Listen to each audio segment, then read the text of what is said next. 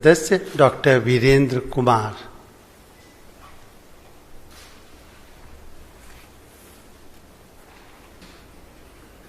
मैं डॉक्टर वीरेंद्र कुमार, जो लोकसभा का सदस्य निर्वाचित हुआ हूं, ईश्वर की शपथ लेता हूं। Dear friends, today's topic is protem speaker, speaker, deputy speaker. देखिए, कभी ये प्रोटेम स्पीकर के ऊपर स्टूडेंट्स कंफ्यूज हो जाते हैं कि ये प्रोटेम स्पीकर क्या होता है। उसको हम डिटेल से बताएंगे आपको। तो ये इंपॉर्टेंट टॉपिक्स है। ये आपके चाहे यूपीएससी हो, स्टेट पीसीएस हो, जुडिशियल सर्विसेज हो, you name any examination, you will find from this area. ये पार्लियामेंट से क्वेश्चंस आते ही आते हैं और speaker is very important dignitaries, constitutional functioning. देखिए, सारा का सारा आपका जो लोकसभा का जो फंक्शनिंग है वो सारा स्पीकर हैंडल करते हैं, राइट। तो अब हम एलिजिबिलिटी की बात करते हैं। तो एलिजिबिलिटी जहाँ तक आपके, देखिए एलिजिबिलिटी में आपके वो एक लोकसभा के जो एमपी के लिए चाहिए वही एलिजिबिलिटी चाहिए, क्योंकि सबसे पहले तो एज ए वो एमपी जाएंगे। जो आम जनता का रोल है वो सिर्फ उनको इलेक्ट करके लोकसभा तक पहुंचाते हैं। फिर लोकसभा में जो एमपीज हैं वो वही अपने हाउस में से, अपने में से ही स्पीकर और डिप्टी स्पीकर को इलेक्ट करते हैं, राइट। और यहाँ पर मैं आपको बताऊं कि इसका जो ऑथ अफर्मेशन स्पीकर की और डिप्टी स्पीकर की अलग से कोई नहीं है, राइट, क्योंकि वो एमपी की है। तो at the first instance there MP. अब जहाँ तक टर्म की बात है, that is the court terminates with the Lok Sabha. यानी लोकसभा देखिए वैसे तो 5 ईयर है नॉर्मल टाइम, पहले भी डिजोल्व हो सकती है और कई बार एक्सटेंड भी हुई है नेशनल इमरजेंसी के टाइम में, तो वो जैसे चलेंगे। और स्पीकर क्या है कि अगर आपकी लोकसभा डिजोल्व भी होगी तो स्पीकर तब तक रहेगा जब तक नई लोकसभा रिकॉन्स्टिट्यूट होती है और उसकी पहली सीटिंग जस्ट उससे पहले तक स्पीकर मेंटेन रहता है।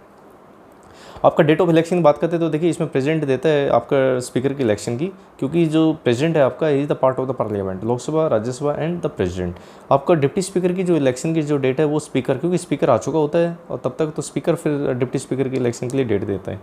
अब आप देखिए पार्टी लाइन की जहाँ तक हम बात करें, हम हाउस ऑफ कॉमन यूके में, वहाँ पर क्या है कि स्पीकर द मोमेंट ही गेट्स इलेक्टेड स्पीकर, तो वो अपनी पार्टी से रिजाइन दे देते हैं ताकि न्यूट्रलिटी मेंटेन रहे, कोई पार्टीशन एंगल उसमें ना रहे। लेकिन इंडिया में ये जो कल्चर है ये इसको अडॉप्ट नहीं किया, इस कन्वेंशन को, और जितने भी अपने यहाँ पे स्पीकर हुए हैं वो रिजाइन नहीं देते हैं अपनी पार्टी से। और वहाँ पर एक और भी अच्छी चीज़ है कि ऑटोमेटिकली उसको और सिक्योर करने के लिए the speakers are automatically elevated to the House of Lords, upper house में चले जाते हैं वो, जबकि इंडिया में ऐसा नहीं है। अब हम ये बात करते हैं इनकी रिमोल की। देखिए रिमोल ये बहुत हाईली डिग्निफाइड पोस्ट है। अगर आप इसको प्रोटोकॉल वाइज देखें टेबल ऑफ प्रेसिडेंस में, it is equated to the chief justice of India, तो ये 6th प्लेस पे आता है अगर आप टेबल ऑफ प्रेसिडेंस में देखें। और यहाँ पे इनको देखिए निकालने के, वैसे तो इनकी कंडक्ट के बारे में डिस्कस नहीं किया जा सकता, it amounts to the violation, the misconduct on the part of the member of parliamentarian, और ये पार्लियामेंट्री प्रिविलेज का भी वायलेशन होगा। और यहाँ पर इनको अगर किसी को रेजोल्यूशन लेके आना भी है तो 14 डेज़ का नोटिस देना होगा, और वो 14 डेज़ का नोटिस देने में, और उसके बाद स्पीकर उसमें अपना जो at the first instance vote cast कर सकता है। लेकिन देखिए एक कास्टिंग वोट होता है, कास्टिंग वोट तब स्पीकर डिसाइड कास्ट करता है जब कहीं पे भी अगर इक्विटी बन जाती है, टाई हो जाता है, और उस टाई को ब्रेक करने के लिए तो then speaker can cast is casting vote, right. और यहाँ पर मैं आपको बताऊं कि इनको जो स्पीकर को 14 डेज नोटिस देना होगा, दिया जाएगा, और इनको जब हटाना है तो इफेक्टिव मेजोरिटी से, जो कि लक्ष्मीकांत में गलत है। लक्ष्मीकांत में एब्सोल्यूट मेजोरिटी की बात करते हैं, जबकि इसमें ये इफेक्टिव मेजोरिटी, और ये टाइप्स ऑफ मेजोरिटी अगर आपको अच्छे से रिवाइज करनी है तो मेरी इस पर एक अलग से वीडियो है, type of majority and Indian constitution. तो इफेक्टिव मेजोरिटी वो होती है आपकी जो टोटल जो आपकी स्ट्रेंथ है प्लस वैकेंट हो सकता है, किसी की डेथ हो गई, किसी ने रिजाइन दे दिया, तो वो वहाँ से टोटल में से डिडक्ट करके और फिर उसका आप लेंगे, तो वो आपकी इफेक्टिव स्ट्रेंथ होगी, और फिर उसका आप 50% लेंगे तो that is called effective majority. तो आप उस वीडियो को देख सकते हैं वो रिवीजन के लिए। अब यहाँ पर आपका सेम डिप्टी स्पीकर को भी हटाना है। देखिए हम डिप्टी स्पीकर को भी साथ करेंगे, अलग से इस पर वीडियो नहीं लेके आएंगे, क्योंकि ऑलमोस्ट सेम ही पावर है। तो डिप्टी स्पीकर को भी अगर हमने हटाना है तो वही 14 डेज नोटिस, सेम प्रोसीजर, वही सेम इफेक्टिव मेजोरिटी। अगर हम पावर की बात करें तो देखिए ही is the main spokes person of the Lok Sabha speaker, he is the overall presiding officer of the Lok Sabha. तो आपको जो कंडक्ट और जो बिजनेस ऑफ हाउसेस हैं वो आपकी सारा स्पीकर कंडक्ट करते हैं। जितनी भी पार्लियामेंट्री कमेटीज़ बनती हैं आपकी, वो स्पीकर की गाइडेंस में बनती हैं। और डिप्टी स्पीकर की जहाँ तक बात है, अगर किसी पार्लियामेंट्री कमेटी में डिप्टी स्पीकर को डाला जाता है तो automatically by virtue of the deputy speaker becomes the chairperson of that parliamentary committees में अलग से वीडियो लेके आ रहा हूँ, जिसमें हम देखेंगे कि पब्लिक अकाउंट्स कमेटी हैं, आपकी फाइनेंशियल कमेटीज़ हैं, आपकी एस्टिमेट कमेटीज़ है, public committee on public undertaking PSUs वाली हैं, आपकी फिर डिपार्टमेंटल आपकी कमेटीज़ हैं, आपकी एडॉक कमेटीज़ होती हैं, आपकी JPC होती हैं। तो ये मैं वहाँ पे बात कर रहा हूँ इनकी। अब यहाँ पे देखिए आपका जो पावर एंड ड्यूटीज़ हैं आपकी, ये ड्रॉ करते हैं आपके कॉन्स्टिट्यूशन ऑफ इंडिया से, आपके रूल ऑफ प्रोसीजर से, conduct of business of Lok Sabha and parliamentary conventions. और जो भी रेज्यूटरी पावर रहेगी हैं जो यहाँ इन कहीं पे भी डिफाइंड नहीं है, तो automatically it is as per the wisdom of the speaker as per the constitution convention.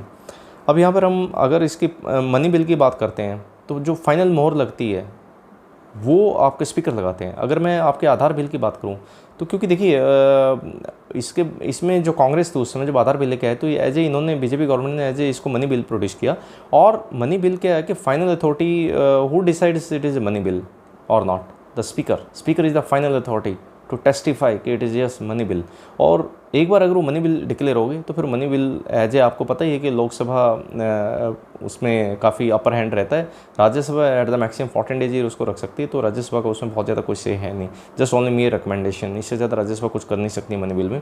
और जब आधार का बिल लेके आए तो कांग्रेस पार्टी जब इसके अगेंस्ट सुप्रीम कोर्ट भी गई तो सुप्रीम कोर्ट ने भी कहा कि it is the prerogative of the speaker to testify whether particular bill is money bill और नॉट। तो ये अपना में एक बहुत बड़ी पावर है, क्योंकि उस समय बीजेपी गवर्नमेंट को वैसे भी जरूरत थी, क्योंकि वहाँ राज्यसभा में उनके नंबर ज़्यादा उस समय नहीं थे। सेकंड अब जो गवर्नमेंट आई तो इसमें इनके सफिशिएंट नंबर है। तो हम बात कर रहे हैं कि जो आपके कॉन्स्टिट्यूशनल प्रोविजंस हैं विद प्रैक्टिकल जो डायनेमिज्म उसके साथ हम कंपेयर कर रहे हैं।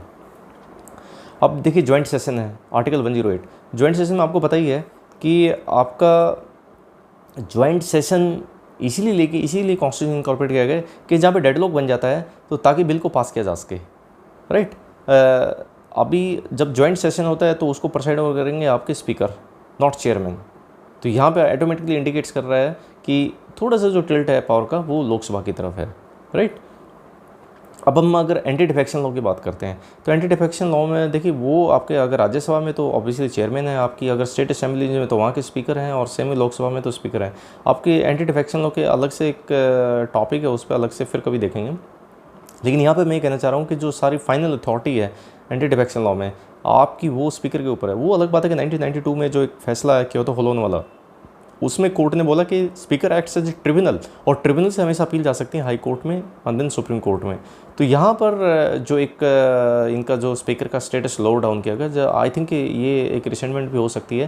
लेकिन इसका मिसयूज भी क्या, एक्चुअली जब भी कोई आइडिया जाता है वो इसी वजह से आता है कि जब स्पीकर फेयर नहीं रहते हैं, स्पीकर रेशनल नहीं रहते हैं, क्योंकि देखिए वो किसी न किसी पार्टी से आते हैं और उस समय उनका टिल्ट ऑब्वियसली होता है। और यहाँ पर कई बार ऐसा देखा गया है कि वो अपनी पावर का जो slightly you can say overreach करते हैं और नॉन पार्टीशन नहीं रह पाते हैं और inclination towards it's his own party. तो वो इस वजह से जुडिशरी को इस तरीके के डिसीजन देने पड़े और ये एग्जीक्यूटिव के डोमेन में इंटरफेयर करना पड़ा। अब greater honour obviously table of precedence मैंने ऑलरेडी बता चुका हूँ कि उनका 6th में आते हैं वो protocol equal to the chief justice of India, और वो ही is the final interpreter about this parliamentary procedure issues. अब अगर ये ऑब्वियसली स्पीकर के पास है, एडजर्न कर सकते हैं हाउस को। अगर कॉरम पूरा नहीं है, आपको पता ही है कि 1/10 आपका कॉरम होना चाहिए। अगर आपके 545 हैं तो 55 मेंबर्स होने चाहिए, उसके बगैर आपकी प्रोसीडिंग स्टार्ट नहीं हो सकती लोकसभा में। तो ये सारा अगर ऐसा नहीं होगा तो he will adjourn the session. तो वो आगे आपका जब भी कॉरम पूरा होगा तभी आगे कंटिन्यू कर पाएंगे। अब देखते हैं हम आगे इसका, लेकिन don't basically confuse it with the prorogue is done by the president. यहाँ पे आपका कास्टिंग वोट मैं ऑलरेडी आपको बता चुका हूँ कि कास्टिंग वोट देखिए अभी तक स्पीकर ने तो किया नहीं है, लोकसभा स्पीकर, लेकिन एक इंटरेस्टिंग फैक्ट्स मेरे को मिला। केरला स्पीकर जो थे मिस्टर AC जोस 1981 और 82 के बीच में उन्होंने 80 डेज में 8 टाइम्स अपना कास्टिंग वोट यूज़ किया और अपनी गवर्नमेंट कुछ टाइम के लिए बचाई। तो देखिए बड़े इंटरेस्टिंग फैक्ट्स हैं। आप भी अपने जिस स्टेट से बिलोंग करते हैं अगर ऐसा कोई फैक्ट्स लेके आए तो कमेंट्स में प्लीज़। ये आपकी जहाँ पे भी अगर कॉन्फ्रेंस ऑफ प्रेसाइडिंग ऑफिसर्स होती है आपकी जितनी भी स्टेट्स के इनकी जो कॉन्फ्रेंसेस होती है सारे आपके स्पीकर्स की स्टेट असेंबलीज़ की, तो उसको चेयर करते हैं obviously being ex officio chairman होते हैं being speaker of the Lok Sabha. और आपकी जो बिजनेस एडवाइजरी कमेटी होती है आपकी BAC, उसके चेयरमैन होते हैं, आपके रूल्स कमेटी के चेयरमैन होते हैं, जनरल पर्पज़ कमेटी जो बहुत सारी कमेटी जो बनती हैं आपकी, उसके अलावा भी लेफ्ट ओवर कोई इश्यूज रह जाता है तो that prerogative lies with the chairman of this general purpose committee, और उसके स्पीकर ही चेयरमैन होते हैं, राइट। अब हम बात करते हैं इसका इंडिपेंडेंस एंड इम्पार्शियलिटी। ये एक कंटेंटिश इशू है और एग्ज़ाम्स में जहाँ पे आपके डिस्क्रिप्टिव क्वेश्चंस आते हैं तो वहाँ पर ये पूछा जा सकता है कि इंडिपेंडेंस एंड इम्पार्शियलिटी। देखिए स्पीकर का इम्पार्शियल होना बहुत ज़रूरी है और उसके इंडिपेंडेंस भी। जहाँ तक security of tenure, he is quite independent in terms of the security, क्योंकि वो आपके जो लोकसभा का जो टर्म है उसके कोर्ट टर्मिनस है। इनफैक्ट जब तक नेक्स्ट लोकसभा नहीं हो जाती और उसका फर्स्ट मीटिंग नहीं हो पाती है तब तक इनफैक्ट वो स्पीकर रहते हैं। यहाँ पे सैलरी एंड अलाउंसेस की, obviously salary and allowances pension जो है आपकी office of the parliament act 1953 के तहत है। आपका एक यहाँ पे इनको और जो आपकी ही salary and allowances charge on the consolidated fund of India, वो नहीं कि हर साल आपकी पार्लियामेंट में एनुअल वोट ऑफ पार्लियामेंट पे डिपेंड करता है। His work and conduct can't be discussed and criticise. हाँ, उनका रिमूवल का प्रोसीजर लाया जा सकता है, दैट इज सेपरेट इशू। और his decision in house is final, not subject to the any court. आप देखिए कि स्पीकर एंटी डिफेक्शन लॉ में किसी की मेंबरशिप को भी डिस्क्वालीफाई कर सकते हैं उनको, तो he is very powerful person. और डिप्टी स्पीकर और कोई भी रूलिंग पार्टी है वो चाहती है कि उसके जो उसी की पार्टी का, देखिए स्पीकर मैं बताऊँ आपको, स्पीकर आपके रूलिंग पार्टी के ही होते हैं, लेकिन डिप्टी स्पीकर आपकी 11th लोकसभा में अपोजिट पार्टी के लेने लग गए। और मैं यहाँ पे ये भी बताना चाहूँगा आपको कि जो आपकी स्पीकर हैं 2004 में आपके सोमनाथ चटर्जी, यूपी गवर्नमेंट थी, वो उनके अलाए CPM वाले थे, तो उनकी 60 जो सीटें आई थी MPs की। तो ऐसा नहीं है कि जो रूलिंग पार्टी का मीन्स जो उनके पार्टनर हैं उनमें से भी स्पीकर बनाया जा सकता है, राइट। लेकिन आपकी जो 11th लोकसभा 1996 में तब से डिसाइड किया गया, क्योंकि देखिए रूलिंग पार्टी की मेजोरिटी ज़्यादा होती है, इलेक्शन में भी ऑब्वियसली वही जीतेंगे, चाहे वो स्पीकर का इलेक्शन या डिप्टी स्पीकर का। तो एक कोहेसिवनेस, एक अकाउंटेबिलिटी भी, एक सूदिंग एनवायरनमेंट बनाने रखने के लिए भी, चेक एंड बैलेंसेस के लिए भी ये ज़रूरी है कि आपका स्पीकर ठीक है रूलिंग पार्टी का, तो एटलीस्ट आपके जो डिप्टी स्पीकर हैं, वैसे तो डिप्टी स्पीकर को चांस मौका ही बहुत कम मिलता है, कॉन्स्टिट्यूशन प्रोविजन तो है, वो तभी मिलता है जब आपके स्पीकर साहब वहाँ पर या तो एब्सेंट हैं या वैकेंट हैं, तो 4 टाइमिंग के लिए ही आपके डिप्टी स्पीकर काम कर सकते हैं। तो एटलीस्ट ये पोजीशन को दिया, अच्छा डिसीजन था ये 1996 में। अब यहाँ पर मैं इसको आपको डिप्टी स्पीकर, देखिए एक इसमें जो इंपॉर्टेंट टर्निंग पॉइंट है, ये क्वेश्चन बहुत बार आता है, deputy speaker office is subordinate to the speaker office. No, deputy speaker का जो ऑफिस है उस स्पीकर का सबॉर्डिनेट नहीं है। आपको डिप्टी वर्ड सुन के लगता होगा यार ये तो उसका जूनियर होगा, सबॉर्डिनेट होगा। नो नो नो, वो भी MP है, ये भी MP हैं, दोनों इलेक्ट होते हैं, लोकसभा के जो मेंबर्स हैं वो इलेक्ट करते हैं। तो ये बिल्कुल एक प्रकार से पैरेलल टाइप है, ऐसा नहीं कह सकते कि the deputy subordinate to the speaker, right. He is directly responsible to the house, जो डिप्टी स्पीकर हैं आपके, और he become a chairman of a parliamentary committee में बताया को जो भी पार्लियामेंट्री में, अगर पार्लियामेंट्री कमेटी में उनको मेंबर डाला जाता है तो by virtue of the deputy chairman he will become the chairperson of that parliamentary committee. अगर मैं जैसे आपको एग्जांपल दूँ 1 मिनट के लिए, अगर वो किसी भी कमेटी के सपोज आपके डाल दिए, आपके एस्टीमेट कमेटी में अगर उनको मेंबर डाल दिया तो ऑटोमेटिकली उसके चेयरमैन बन जाएंगे उस कमेटी के। अब न्यूट्रलिटी ऑफ द स्पीकर, अब यूके जो गवर्नमेंट के, देखिए यूके सिस्टम में क्या है कि आपके जो स्पीकर हैं वो ऑटोमेटिकली पार्टी से रिजाइन दे जाते हैं और उनको फिर हाउस ऑफ लॉर्ड्स में एलिवेट कर दिया जाता है। तो वहाँ पे स्पीकर बहुत सिक्योर है और काफ़ी हद तक स्पीकर वहाँ पे इम्पार्शियल भी रहते हैं, जो एक्सपीरियंस देखा गया है अभी तक। और यहाँ पे जहाँ पे लगता है कि स्पीकर ने इंडियन जो या तो पार्लियामेंट, हम लोकसभा की बात करें या स्टेट असेंबली की बात करें, तो जहाँ स्पीकर पे डाउट क्रिएट हो, या तो जो फ्लोर टेस्ट होता है उस समय कोई डेट जल्दी देना या डिले करना, वो देख लेते हैं अपने पार्टी का इंटरेस्ट किस साइड है, कैसे उनको चीफ मिनिस्टर या सेंट्रल लेवल पे लोकसभा में प्राइम मिनिस्टर कैसे एडवाइस करते हैं, राइट, उस पर डिपेंड करता है। या फिर आपका ये डिपेंड करता है कि एंटी डिफेक्शन लॉ जब होता है। अभी अगर मैं बात करता हूँ आपकी मणिपुर की, रिसेंटली केस है, तो मणिपुर में इंटरेस्टिंग क्या है कि आपकी बीजेपी की सीटें कम थी, फिर भी उन्होंने अलायंस करके अपनी गवर्नमेंट बना ली। और वहाँ पर क्या किया कि उन्होंने कांग्रेस के जो एक MLA थे उनको डिफेक्ट करा के और वो बीजेपी में आ जाते हैं। तो इस वजह से फिर उनके एंटी डिफेक्शन जो है आपकी पिटीशन लगाई जाती है। लेकिन स्पीकर के हैं कि वहाँ पे बीजेपी की रूलिंग है, तो बीजेपी के स्पीकर हैं, वो डिसाइड नहीं कर रहे हैं, राइट। तो यहाँ पर जब स्पीकर पार्शियल नहीं है, वो इम्पार्शियल हो जाता है, आपका फेयरनेस नहीं रहती स्पीकर के पार्ट पे, वो बाइस रहता है अपनी पार्टी को बेनिफिट देने के लिए, तो वहाँ पर इश्यूज बनते हैं। जैसे अगर अब ये इंपॉर्टेंट केस लॉज है, आप अपने एग्जाम में लिख के आ सकते हैं। Keisham Meghachandra Singh versus honourable speaker Manipur legislative assembly, ये AIR 2020 का केस है और ये 3 जज बेंच का फैसला है। तो यहाँ पर बात सुप्रीम कोर्ट ने क्या बोला है, ये इंटरेस्टिंग फैक्ट्स हैं, आप ध्यान से सुनना। देखिए, हमने पहले भी देखा है, पहली बात तो डायरेक्शन दी कोर्ट ने कि this matter should be disposed of, यानी petition under anti defection law under 10 schedule should be disposed of within 3 months. इसको ये नहीं है कि आप पूरे 5 साल बिता दो, जब आपकी स्टेट असेंबली का टर्म ही 5 ईयर है और आप तक 4 ईयर तक डिसाइड ही नहीं करोगे, तो इट्स पर्पज इज़ फॉरफिटेड। फ़ायदा क्या है फिर एंटी डिफेक्शन लॉ का? तो एक्चुअली ये तो मिसयूज़ हो रहा है और उसमें एक हैंड इन ग्लोव्स हैं स्पीकर के अलॉन्ग विद दिस पार्टी। तो यहाँ पर वो कह रहे हैं कि 3 मंथ्स में डिसाइड कीजिए। सेकंड वो कहते हैं कि देखिए, एक एक्स्ट्रा बॉडी होनी चाहिए जो आपके इस पार्लियामेंट्री सिस्टम से अलग हो। यानी वो ये कह रहे हैं कि आप एंटी डिफेक्शन ट्रिब्यूनल कॉन्स्टिट्यूट कीजिए, ये उन्होंने सलाह दी है, और उसको प्रेसाइड ओवर करें आपके सुप्रीम कोर्ट के जज, रिटायर्ड जज या chief justice of any high court retired. तो वो एक जुडिशियल बॉडी होनी चाहिए, वो फेयरली इस चीज़ को डिस्पोज ऑफ करेंगे। तो यहाँ पर उन्होंने ये कहा कि जैसे हाई कोर्ट और सुप्रीम कोर्ट, उन्होंने एक बड़ा अच्छा एग्जाम्पल दिया, मौका मिस नहीं करते हैं आपस में तीनों ऑर्गन्स। तो उन्होंने बोला कि जैसे सुप्रीम कोर्ट और हाई कोर्ट के जजेस को हटाना है तो उसके लिए इम्पीचमेंट प्रोसेस लिया जाता है, और इम्पीचमेंट प्रोसेस आपका लोकसभा राज्यसभा में, तो यानी वो जुडिशियल बॉडी नहीं है, वो लेजिस्लेटिव बॉडी है, यानी एक ऑर्गन को हटाने के लिए दूसरे ऑर्गन में उसका प्रोसीजर होना चाहिए। तो सेम वे यहाँ पे आपको एंटी डिफेक्शन ट्रिब्यूनल होना चाहिए। तो यहाँ पर उन्होंने सजेशन दिया है, और मेरे को ऐसा लग रहा है जिस तरीके के डिसीजन आ रहे हैं, हो सकता है कि इस क्लॉज को कुछ साल बाद आने, या तो गवर्नमेंट इस पर कुछ कर ले, लेकिन गवर्नमेंट को मेरा लगता नहीं है कुछ ऐसा करेगी, लेकिन हो सकता है कि सुप्रीम कोर्ट इसको स्टक डाउन ना कर दे। अभी जैसे फ़िलहाल इन्होंने ये ऑबिटर डिक्टा दिया है, तो हो सकता है कि कुछ टाइम के बाद ऐसा कुछ हो जाए, अगर ये इस तरह के डिसीजन बहुत ज़्यादा आते रहे, एंटी डिफेक्शन लॉज में मिसयूज़ बहुत ज़्यादा होता रहा।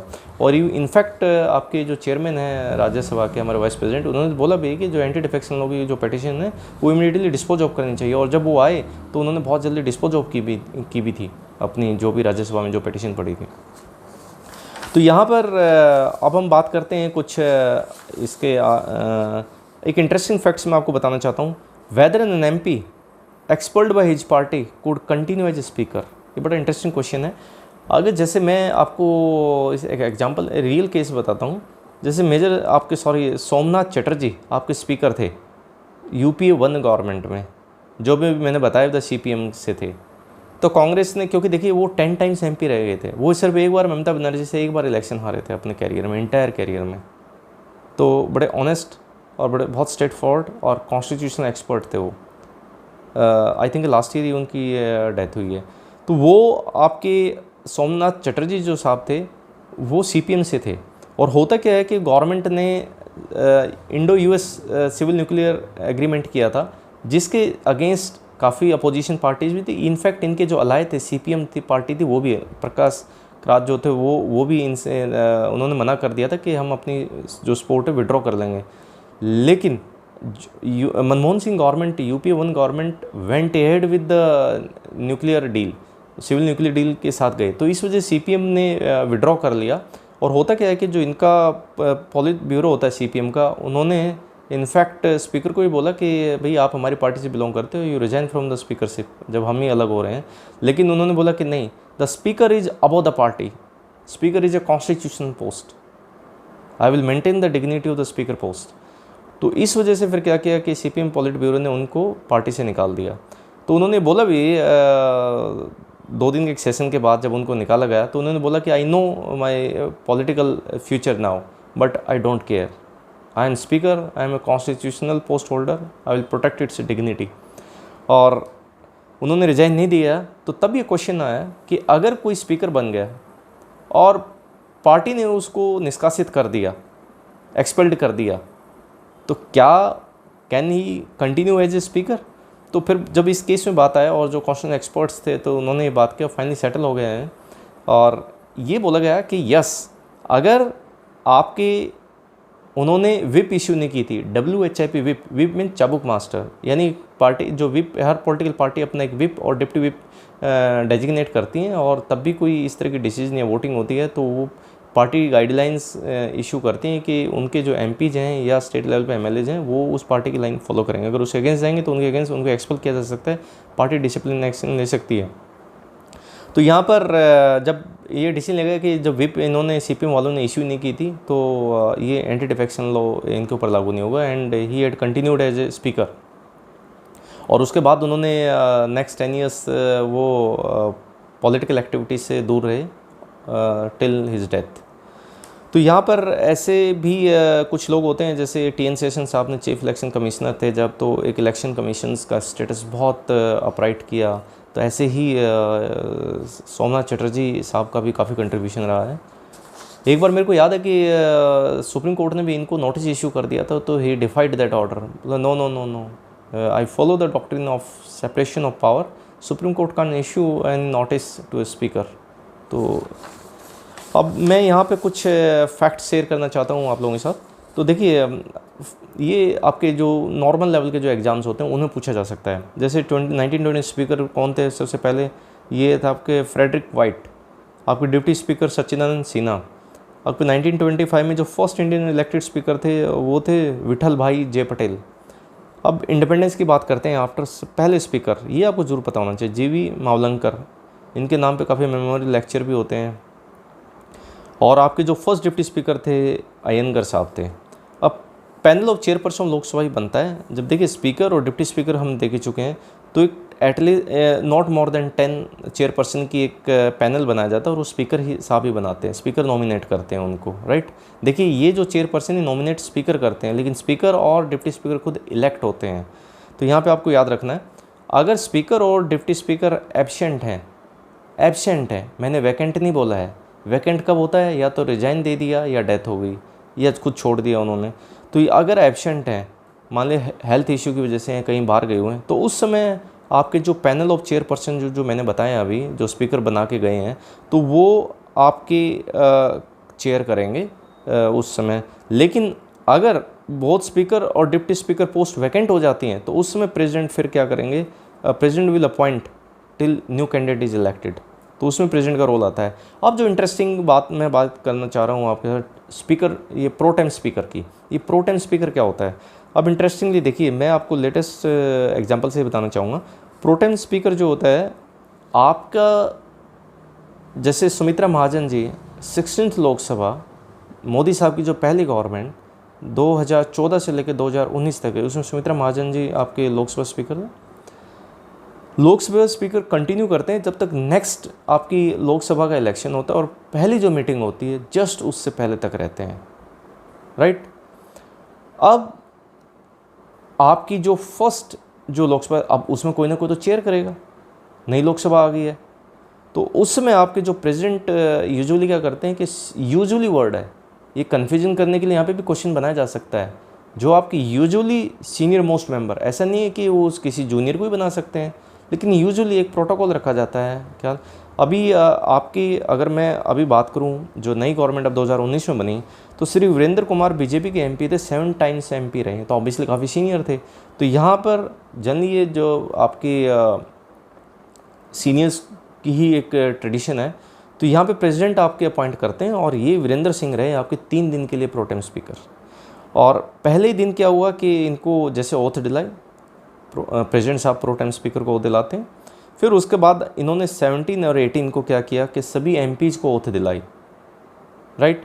और फिर 19 को क्या किया कि इन्होंने इलेक्शन, क्योंकि इलेक्शन की डेट तो स्पीकर डिसाइड, वो प्रेसिडेंट डिसाइड करते हैं, लेकिन इनका 19 को, यानी 17, 18 और 19 को स्पीकर का इलेक्शन हो जाता है। और उसमें जो प्राइम मिनिस्टर, जो लीडर ऑफ हाउस है, वो प्रपोज करते हैं। और तो मोदी साहब ने जो प्रपोज किया, हमारे प्राइम मिनिस्टर साहब ने, वो आपके ओम बिरला साहब को प्रपोज किया। ओम बिरला साहब कोटा से MP हैं, राजस्थान से, तो उनका नाम प्रपोज किया। और उसमें आपका वॉइस वोट ये होता है कि आपका सिर्फ हैंड रेजिंग से होता है, यस नो। तो ऑब्वियसली मेजोरिटी काफ़ी है, तो इनका वैसे वाइस बोर्ड से इलेक्शन हो गया, और ओम बिरला साहब फिर क्या होता है कि वो उनको वहाँ तक प्राइम मिनिस्टर छोड़ के आते हैं चेयर तक, और जहाँ पे अभी वीरेंद्र जी जो प्रोटेम स्पीकर थे वो वहाँ से खड़े होते हैं और उनको कर्टसी से वहाँ पे बैठाया जाता है। तो now the new speaker has come into the picture, और आपके वो जो वीरेंद्र कुमार थे जो प्रोटेम स्पीकर थे वो आके नीचे बैठ जाएंगे आपके, राइट।